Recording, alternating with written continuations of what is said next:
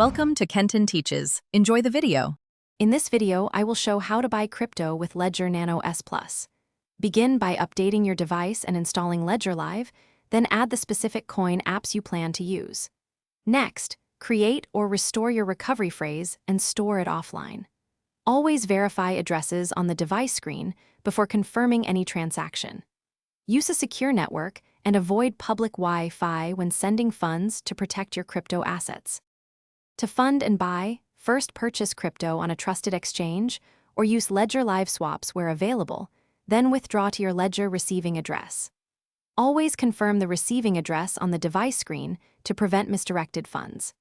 Check network fees and exchange minimums so you know costs before sending. When the transaction appears in Ledger Live, verify it cleared on the Blockchain Explorer if you want extra assurance about confirmations. In this video, I will show how to buy crypto with Ledger Nano S Plus. Quick recommendation: life is short for flimsy socks, so go darn tough with a lifetime warranty for reliable comfort on long setup sessions. If you found this helpful, subscribe and like to support the channel, and check the description for the link and other deals. Now let's get back to the video. Protecting your crypto starts with never sharing the recovery phrase or entering it on a computer or phone. Use a strong PIN on the device and consider adding a passphrase for additional privacy and security.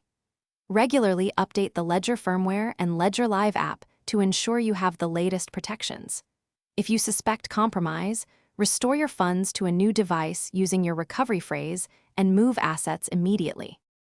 Thanks for watching. Please subscribe if this video was helpful.